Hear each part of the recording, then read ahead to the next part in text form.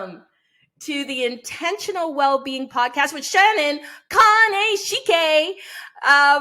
Fringish, you might know her as a plus size, and I just want to call you a yoga teacher because I would like to, just be a yoga teacher, not necessarily be a plus size yoga teacher. Like that needs a distinction, but we live in a world where that is very important. Shannon helps folks use movement, meditation, and ritual practices to connect with the entirety of themselves. Shannon has spent lots of years trying to make themselves smaller through personality, dreams, all of that, because society has told us collectively that that's what we need to do to be accepted. Truthfully, Shannon is changing that. She's out there sharing her yoga. Shannon started slowly accepting their body as it was, reconnecting through movement, self-study, self-compassion, and dreaming big so that the rest of us can also dream big. Shannon teaches yoga and practices yoga. Started by watching Yoga with Lila on PBS.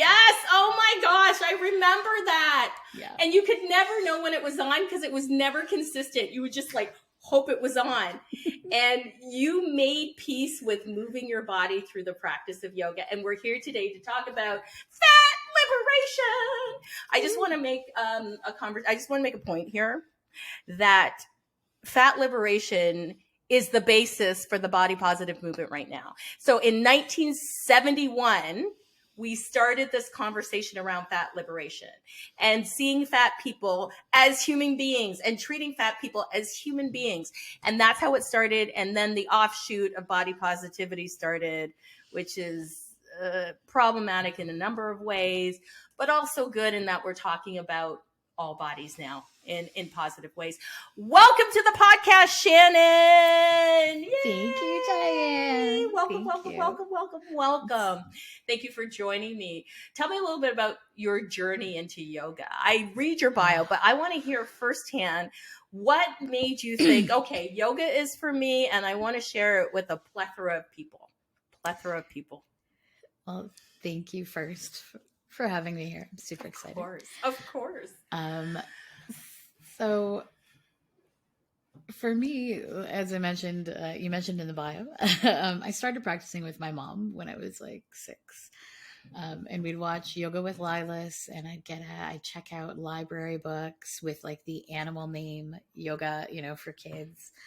And I really enjoyed it. I liked feeling connected to my body. I didn't have that language, but that was definitely what was happening. I just recently started to realize that I also deal with like ADHD. A lot of people recently. Yeah.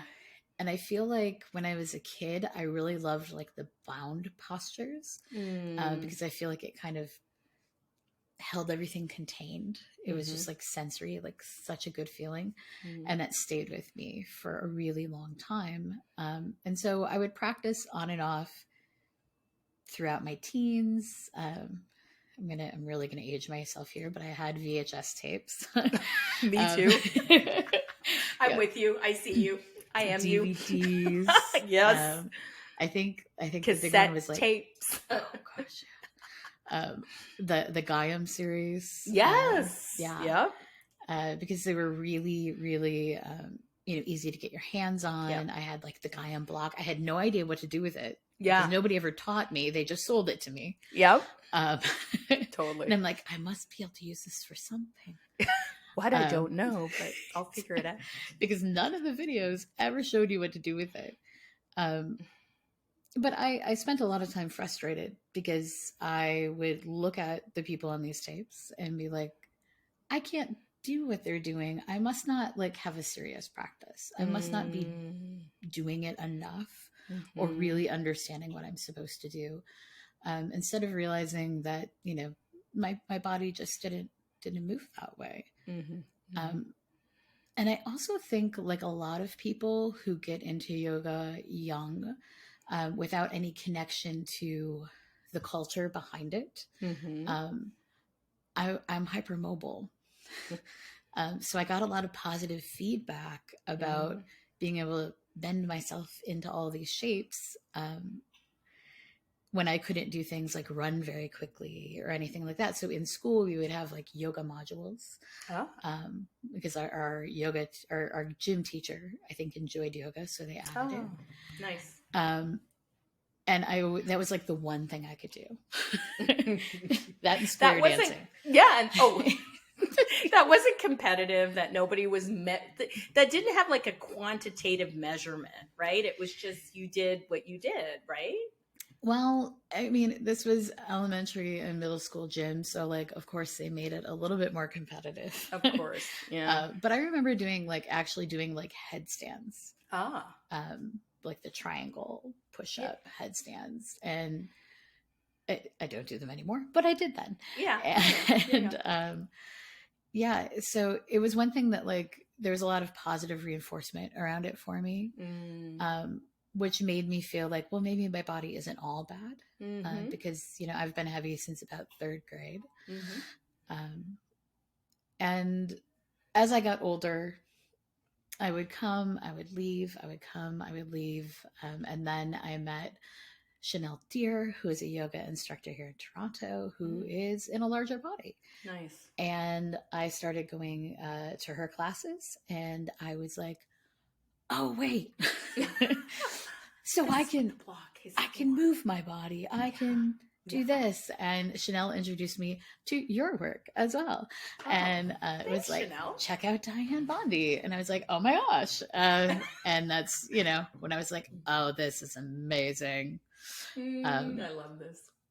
And with the typical hyper focus of anyone with ADHD, my life became yoga.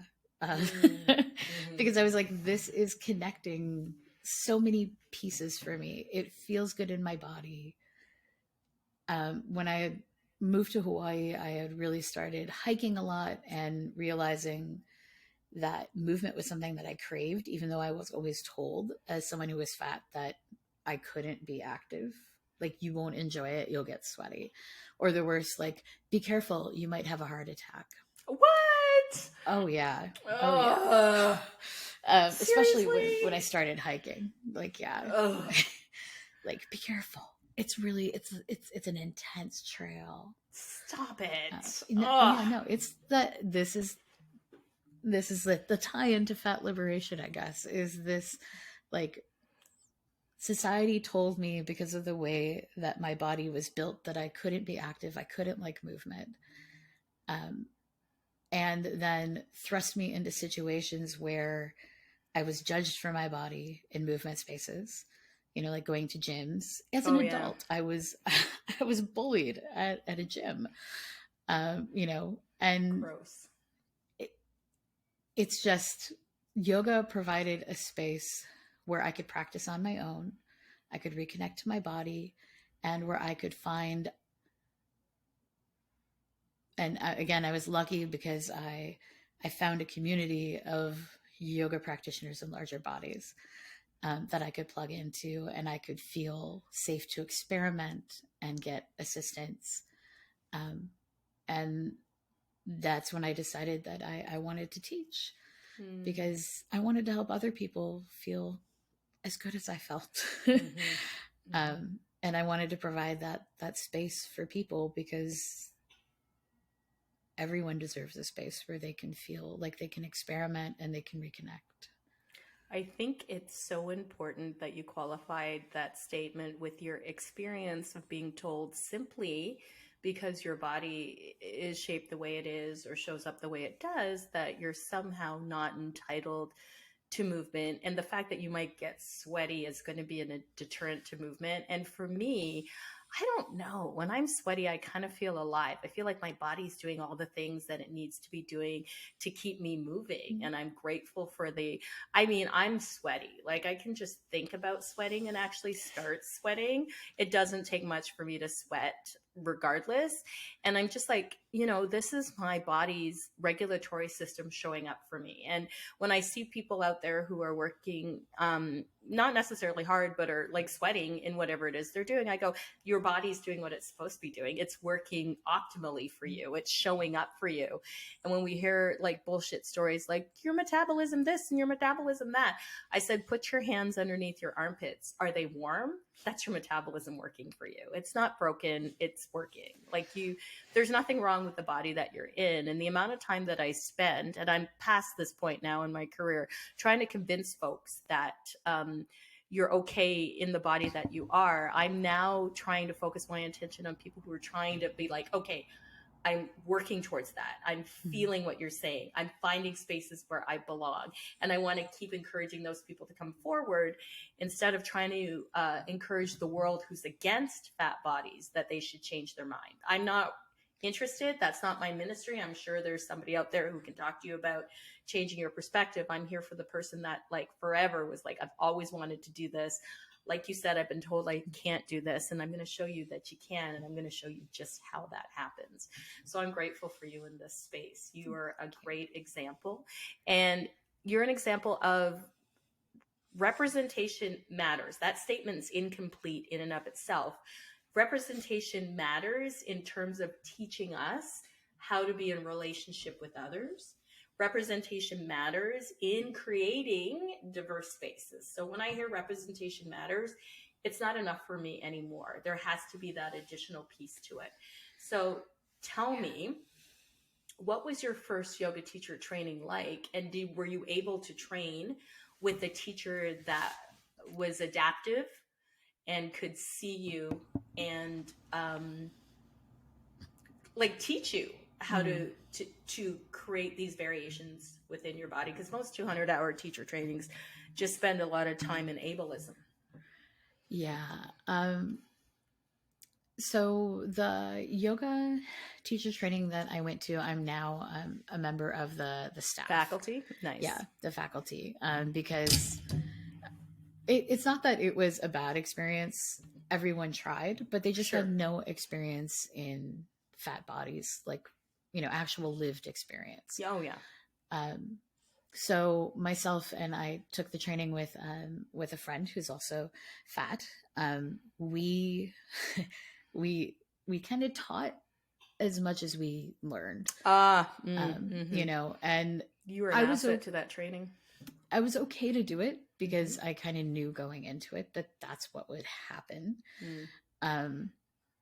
But I can say, like, they listened and they worked with us, so like when we came up to a posture that we maybe had some issues with but didn't quite know like what it was, we'd play and and they would assist the best they could. But it's definitely, I wish that at the time I had access to a space that was like dedicated for larger bodies, or where, the teacher had been in a large body. Because no matter what, like, I'm a really strong proponent in teaching from lived experience. And I think that you should be able to teach anyone who comes into your classroom. But when it comes to like teaching certain populations, and holding like space uniquely for them, that you should be a member of that community. Agreed. Because the hardest thing is, I'm at the point where I'm comfortable enough with my body. We're going to be like, look, my belly's getting in the way. What can I do? But most people are just going to quietly sit in the corner and feel like there's something wrong with them. Yeah, diminished in some way. Yeah. And even if the teacher has the best intentions, if you haven't been in that place, most likely I feel like you're going to not know what to say. And some people, they just freeze up. They don't say anything. Or they say way too much and it becomes the issue. And this is, like multiple intersecting identities, like when it obviously like, so yeah, it's just, it wasn't a bad experience. It was an educational experience. It was. I feel like, it helped me become a better teacher, certainly. It got me over my fear of speaking up. Nice. And that was helpful. And the fact that, like, they really, they really did work with us. And then they have since tried to make sure that it's part of the curriculum now. Good. So You're a big part in changing the structure of the 200-hour teacher training program, which I've been a part of since 2009 when I started running my own 200-hour teacher trainings. And you just taught to bodies that were able to do 80, 90, 95% of what the textbook would require. And for so long, neither the Yoga Alliance or anybody else seemed to see a problem with just teaching able-bodied people how to do calisthenics for the most part, that we were missing the other 7 parts or the 7 limbs of yoga. The first one being in, the very first one, or the very first yama of ahimsa, in watching people struggle. And it's kind of interesting because Desikachar, one of the preeminent yoga educators, rest in peace, and his children afterward, one of his major quotes that you hear like paraphrased all the time is, don't leave your students where they are, meet them where they are. And we weren't doing that. It was just like this fast, hot, moving vinyasa. And if you couldn't keep up, you didn't deserve to be there. And you have been changing that just by showing us how to move and telling people it's okay to move in their bodies, and being okay to show yourself moving in your body. Because I think that's hard for a lot of folks, is seeing themselves on film. And now that we've been through a pandemic and have been staring at ourselves on Zoom all this time, we're even less good at seeing our bodies move. Yeah. And first, just thank you, because coming from you, who's done so much in the space for folks in larger bodies, for folks in disabled bodies, it means so much. So thank you. I appreciate you. But I think one of the biggest parts of my fat activism is simply existing publicly. Yeah, that's huge. There's fighting for legislative change, there's fighting for societal change, and then there's just living and letting people see you live.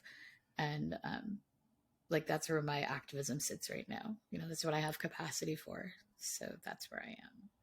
And that's a big thing to do, is to be unapologetically yourself in these spaces that really hate fat folks, and places that make it difficult for fat folks to feel like they belong. It is the biggest FU to show up and go, I get to be in this space, and you don't get to dictate who gets to experience life, and that I don't owe you anything, right? I get to show up.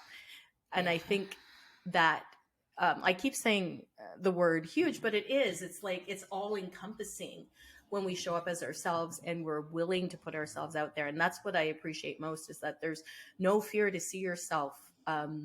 Well, I don't know that there's no fear, but you put it out there, and there's a lot of hate in the world. So you must get a lot of that just nasty vitriol thrown at you. How do you deal with that?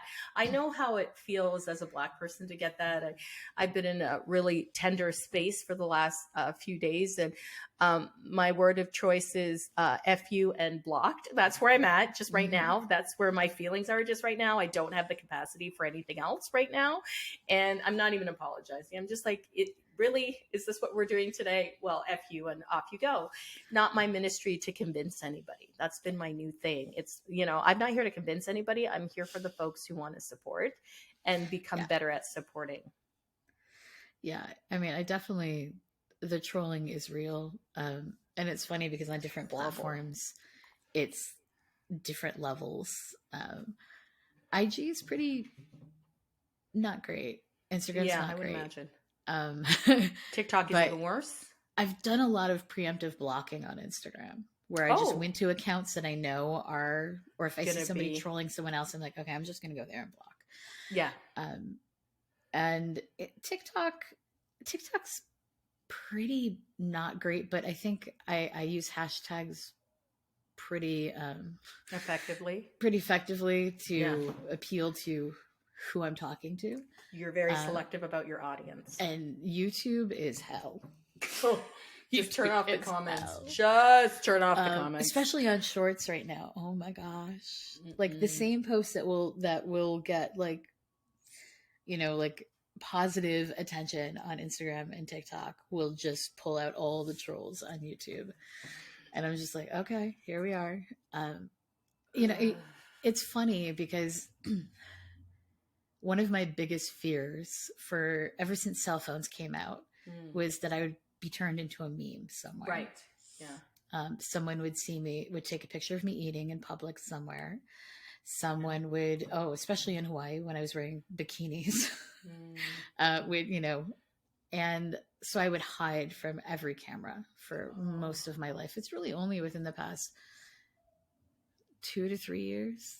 It kind of started, I started taking more photos when I had my son, because I didn't want to be the mom that wasn't in the photos. I'm that mom. Yeah. And my dad had passed away, and I realized I had almost no pictures with him. And I'm like, no, I'm not going to do that. I'm not going to do that. So I started taking more, but they were just like for our family. Of course. And then when I started getting on Instagram, like the fear was real. I had a private account for a long time. And then I was just like, you know what? No. I started doing like eating videos on Tuesdays. I love that. I love that. I loved it. You made that spam thing. That cultural spam meal. Yeah. I went and bought spam. We used to eat it as a kid. So good. I know. Spam musubis. Oh my gosh! When you made that, them. I'm like, let me go get spam right now. Oh yeah. But that was largely to get over my fear of eating in public. Right. You know, it's like, no, like I'm allowed to enjoy my food, even if I'm fat. Of course. Yeah. And I don't have to worry, you know, because when you're fat, it doesn't matter if you are eating something that's quote unquote healthy. I know. Then it's like, oh, you must not eat that all the time or else you wouldn't look like that. And if you're eating something like a dessert or a snack cake, well, now I know why you're fat. Oh, for God's sakes. You know, and it's like, there's no winning. There's no winning. Yeah. So it just became like, you know what? I'm just going to eat. Yeah. And I'm going to face this fear, and I'm going to deal with it. And it was the same, like when I posted my first like tasteful semi-nude photo. Good for you. Because I'm like, very you know tasteful, what? Very artistic. This is my body. Very autistic. There was only one light. No. Yeah. But like it was like, okay, I'm afraid. Of course. I'm going to do it. I'm going to do it. You're going to face my fear. That's really amazing. Yeah. Because like my thing is, when I get scared, I either have to run towards it or it doesn't exist. I'm not doing it ever. It's one or the other. And the same with like, you know, with postural videos. You know, my big fear was that somebody would be like, but that's not how you do Warrior 2. Yeah, no, you need to shut up. That's not true. Nobody said that. And then it came down to like, you know, well, when you have a fat body, it looks different in postures because you can't see the skeleton. Like I know in a plank that I'm there. You can feel it.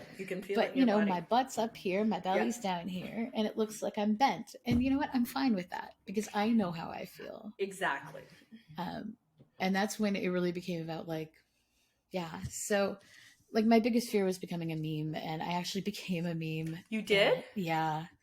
I had taken some photos with Sugarlet, and I was so happy with them, and I posted them, and they ended up on a troll site. And you know, but here's the thing: the fear of it was so much worse than when it happened. Oh, that's like, a good lesson. Living my whole life afraid of it, I missed so much. Mm-hmm. And when it happened, I was like, oh, this is shitty for about a day. And then it was like rearview mirror after that. Like, who cares? It's like, you know what? Yeah. Those people, like, they're going to look at me, whether it's in a meme or out on the street, and they're going to treat me the same way. I have lost nothing. True story. And so then it just became about like, can I practice acceptance That's a hard one. And, you know, can I accept that trolls are people who are hurting? Yes. Yeah. And I can both feel compassion and say, I'm sorry that you feel that way. Mm-hmm. And also say, fuck you, you can't treat me like that. I love this. So I love this. that's where I am right now. I love this. Aw, you're hurt. I'm sorry. Sorry, but it's really not Go my away. problem. Yeah, go away. Yeah. You need to seek, like, again, I love that you are more focused on the folks that you can help as opposed to changing the minds of people who are set in their ways. And it's very true. People who, I always say, people who are happy with themselves or content in their life aren't trolling other folks because they have a life. Like they're not out here feeling sorry for themselves and dragging other people down with them because of whatever it is. And the process of self-healing and getting over your own childhood trauma is your work to do. Mm-hmm. And it's not work that we necessarily want to do online. Maybe some people gain, you know, what they need online. But if you're out here, you know, just being horrible to people for no reason, that's your work to do. Like, why do you feel compelled to create these sites, be on people's pages like this? You need to liberate yourself from your own self-hate, because that's what that is. That's insecurity and self-hate. And in order to feel somehow powerful, you need to come for somebody who's from a vulnerable population and just kind of dump your garbage all over them. And nobody's here for that. No, it comes from a place where they feel like they've done the work and they're angry that somebody is getting away without doing it, as far as they're concerned. But, you know, again, like, it's the same people that like don't want student loan forgiveness because they paid back their loans. And I'm like, but don't you want more for the people around you? Exactly. Like, yeah, it's the same general concept, you know, and I don't understand it. I mean, like, I understand it in theory, but that who has time for that much anger? Who wants to waste their energy that way? Yeah. There's people out there that have nothing better to do with their time than to do this, which I find just shocking, because there's so much more soul enhancing and uplifting stuff in being in community with others and being thoughtful of others, like, as opposed to just being in your dark little hole and dragging everyone down. Yeah. Tell me about your path to fat liberation. Tell me how that became something that you wanted for everyone. It's one thing to come to a point of self-acceptance for yourself. How do you take that bigger? Like, how did that happen for you? Well, I don't know if it was really a choice. I mean, I grew up, you know, and I saw my dad who was fat, and I saw him dieting, and he never said anything to me, but I saw the way that he treated himself, and that definitely had an impact. And as I got older, and started getting more interested in social justice in general, I started to see a lot of parallels between marginalizations. Not to say that they are exactly comparable, but the mechanism of marginalization, and what that means in terms of access to privilege and what privilege actually is. And the thing is, privilege is how everyone should be treated. Yeah. Privilege didn't exist because everyone should be treated that way. It isn't about getting rid of treating people well, passing on knowledge, all of those things. It's that everyone should have access to it.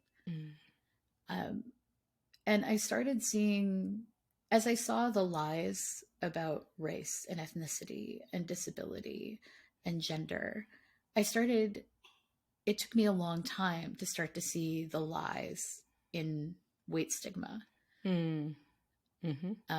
Because it was so ingrained in me that this was a personal failing. And so it took me a long time to make the jump. um, for a long time, I was really dedicated to making my body smaller. And it never worked, no matter how much I did. Yep. So the path to fat liberation really came through looking for equity in other spaces.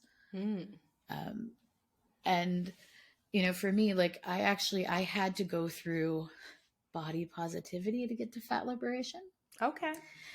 Because first I had to, the way that I see it is that body positivity as it exists now is about your relationship with yourself. Okay. Yeah. And my relationship with myself in that way was very damaged. So I had to reconnect to, it's okay to be me. It's okay to feel good about me. It's okay to like who I am and how I look. And accept that before I could be like, I am worthy of all of these things. And I actually have dealt with discrimination that wasn't my fault. To move out of kind of like the self-blame and the victim blaming, and then step into, oh, wait. Yeah. Now I can put these two pieces together and I can see that people treat me differently because of my body size, not because I am a bad person because of my body size. But that's a huge distinction. Just because of my body size.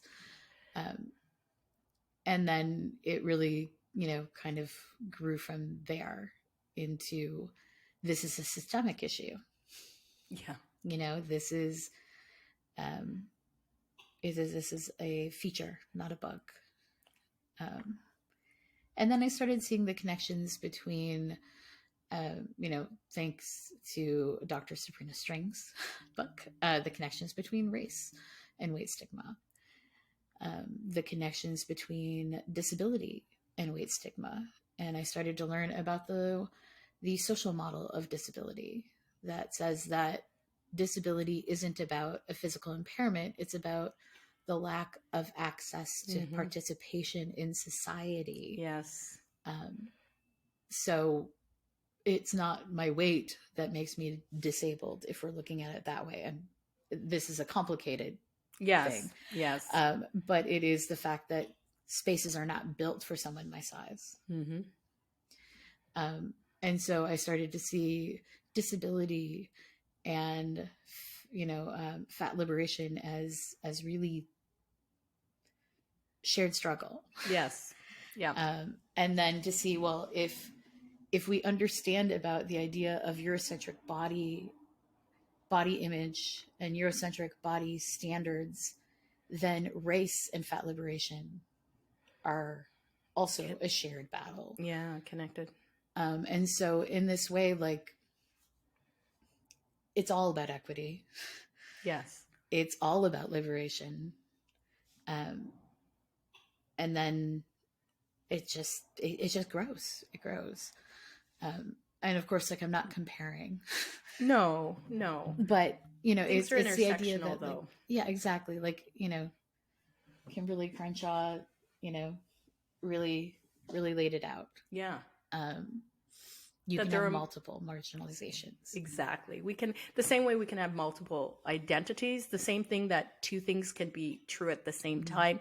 I think we really get caught up and stuck in this binary that it's either or instead of it's and. And that's a really big distinction I think you make in that conversation. Something that you said that really hit me between the eyes just now, that just was like, do you remember those commercials? I could have had a V8. I never liked V8, so I never was going to have a V8. So thanks, but no. Is that you are not a bad person because of the size of your body. That is something that is not taught to us. And that the size of our bodies are dependent on the actions that we are doing or not doing. And what was really instrumental in me finding acceptance with my own body was when I was first diagnosed with Graves' disease. I just got, I'm in remission. I just got my, I'm off my Yay. meds. I know this just happened this week. Well, last I'm so week. happy for you. Thank you. That was a horrible journey, and I don't wish it on anyone. That what I was doing had nothing to do with the size of my body, because with my Graves' disease, which is a hyperactive thyroid, it didn't matter what you were doing. Your body was just shedding itself. And it was a very scary thing. And the amount of people that came up to me and congratulated me for being ill and, was really showed me how the world viewed me one way. And now that I'm back to where I was prior to my disease, I noticed the change in how people treat me this other way. Right. And it's really hard not to start to blame yourself for this. And your body is years, centuries, if not, of ancestry and created to make you survive. Like, it knows what it's doing. It understands what it's doing.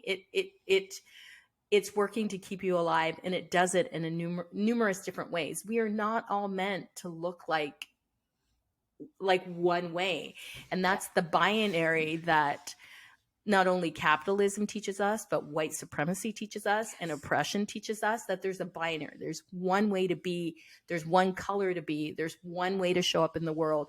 Or we create these social constructs. And if you don't fall into one of two categories, that you're somehow other and you're not welcome. And those things intersect with race and gender and disability and body size and ability and age, and all the things are touched by that. There are multiple intersections of oppression, and the tool of oppression is all about control. So having everybody look the same or have the same size body has nothing to do with health, has nothing to do with recognizing humanity. It has everything to do with controlling everybody in a way that benefits one structure, one person, one identity group.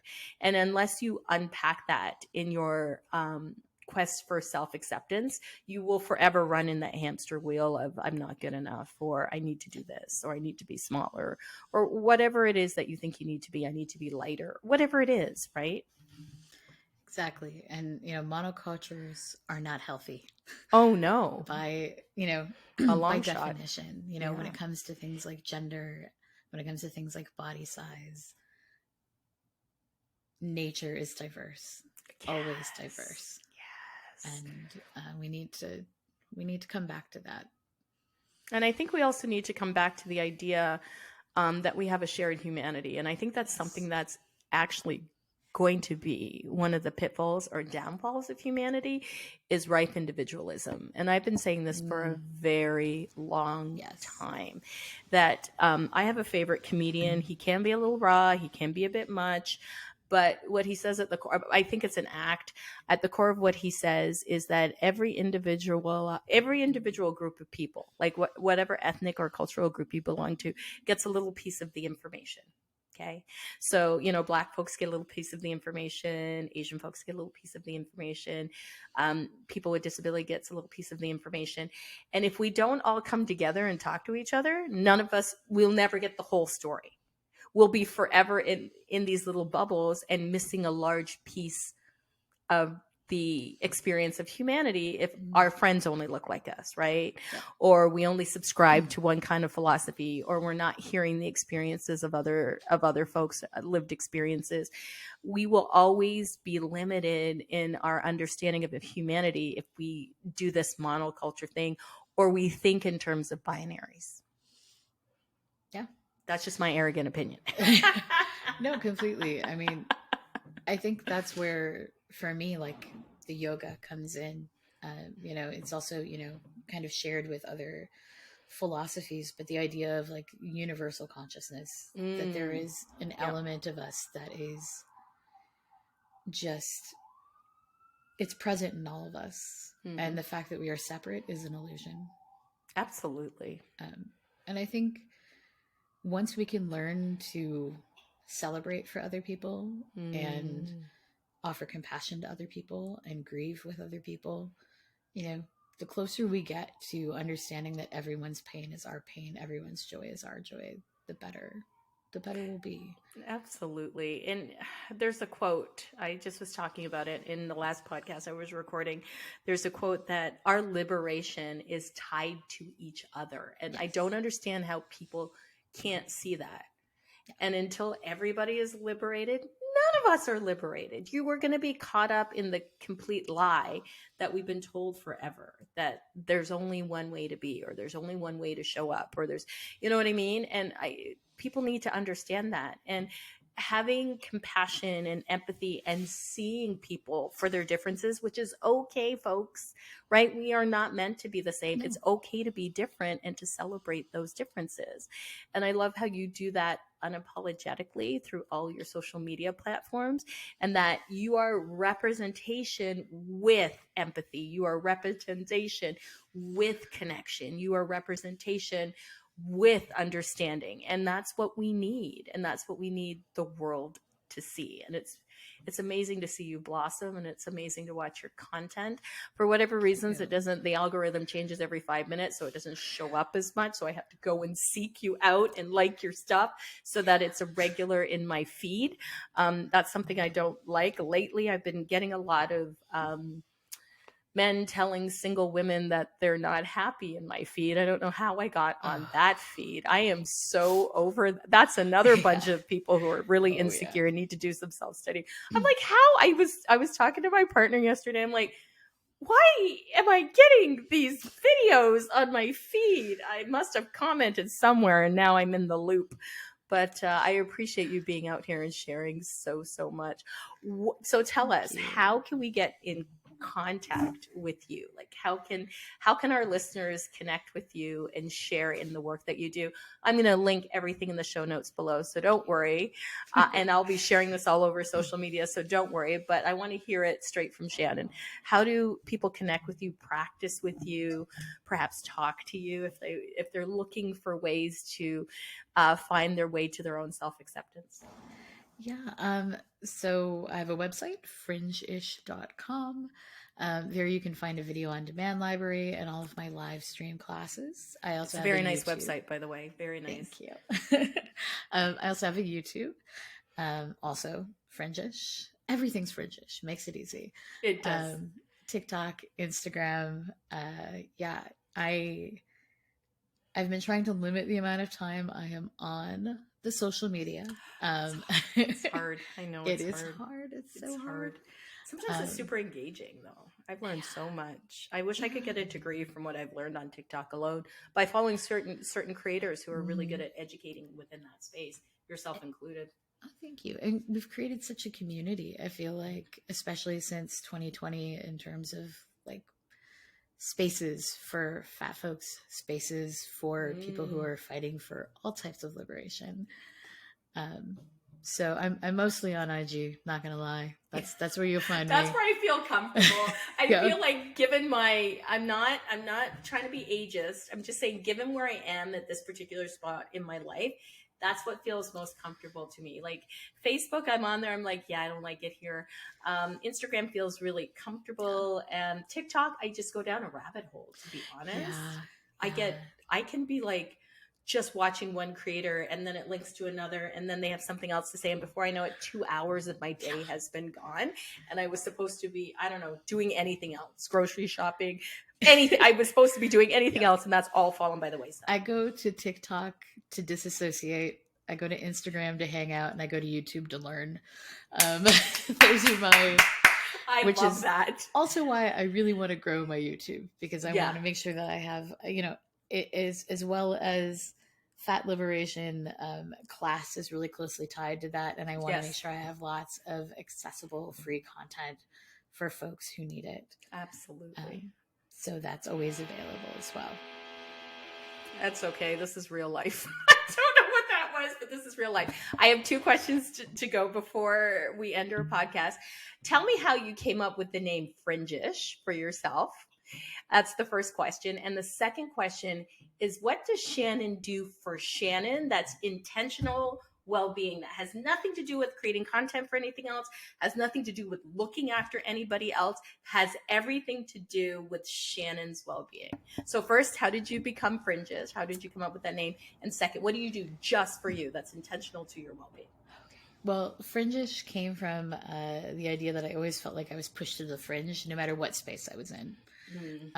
But understanding the amount of privilege that I do carry. That's the ish part, right? Yep. As someone who is white, as someone who is generally like cisgender passing. Yes. Yeah. So ish. That's the ish part. That's the ish. And what do I do for me? You know, just for you. It has to be just for you. With no, so hard. I know. We just had this conversation in the pre-show, which you can catch on Patreon. But yeah, we just had this conversation, like just for Shannon. Has to do with nobody else. Just for Shannon. You know, I'm gonna say, like, I take time. I open up my YouTube and I watch Try Guys. I do love them. While I eat cheese. That's just for Shannon. That's just for me. No one gets nobody gets anything from that but me.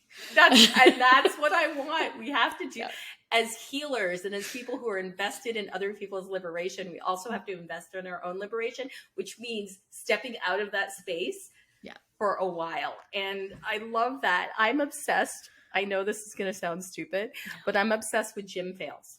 Like watching videos of people doing really stupid things.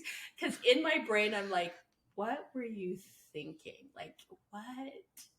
And if I'm at the gym and I have a gym fail because I can't figure out how to use a piece of equipment, I'm sure, like, you had the same fear of becoming a meme. I have the same fear of becoming a gym fail video. When somebody's looking over at me and I'm like, what is this? And get on something backwards or upside down or, I don't even know. I'm just looking around to see if somebody's videoing me. And once it happens, I'm sure somebody will be, is this you, like, dropping stuff or knocking over a whole row of something? Because that's just who I am. Those machines are complex. Listen, I don't know what I'm doing. I'm just trying to get stronger and have more flexibility in my hips. And the only reason I work out, and it happened when I traveled to, I was just in St. Louis. I don't know how to travel light. And after seeing the videos of Lester B. Pearson Airport with everybody's luggage everywhere, and I think it was San Francisco as well, or LAX, there was something where everybody's luggage was everywhere. I don't check a bag on the best day, but I'm certainly not checking a bag for sure now. So I have like a 40-ish pound carry-on because I'm really jamming everything I might need in that carry-on. And if you fly an American airline, they won't weigh that. If you fly a Canadian airline, they'll weigh it. But I have to be able to get that 40-pound carry-on in the overhead bin because nobody's looking to help me with that, right? Mm-hmm. And my spouse is always like, you pack it, you carry it. That's what they say, right? That's what he says. You pack it, you carry it. So that's the only reason I'm at the gym. And so the other day when I was getting off my flight in St. Louis, packing way too much for like 2 days, I was like getting ready, deep breath, brace my core, bend at my knees, pick up my bag, lift it over my head, get the overhead bin. And for the first time in history, somebody said to me, would you like some help with that? I'm like, no. This is why I go to the gym. This is why I go to the gym. It's the only reason. This is why I go to the gym. I want to be able to travel and haul my luggage. That's it. And be able to when I fall down, like just be able to get up by myself. That's the only two reasons. I'm working on those two things. That's what's intentional well-being for me, is getting that 40-pound overhead into the overhead bin and hoping that I can get it closed. These are the things that I'm currently working on.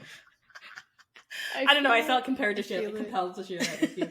I love you so much, Shannon. Thank you so much for being on the podcast. Thank you so much, Diane. And thank you for the podcast. I listen all the time. I love it so much. I'm glad. I'm just out here talking a lot of, I don't know, about myself and my opinions. But I'm glad. Which are amazing. Thank you. I'm glad you're here for it. I want to thank everybody for tuning in for the Intentional Wellbeing Podcast. Check out Shannon's website on fringish.com. All of this will be linked in the show notes. Access to her free content on YouTube, Instagram, and TikTok. You will love it. If you don't know who she is, now you know. Thank you, everybody. Be intentional with your well-being, and I will see you next time.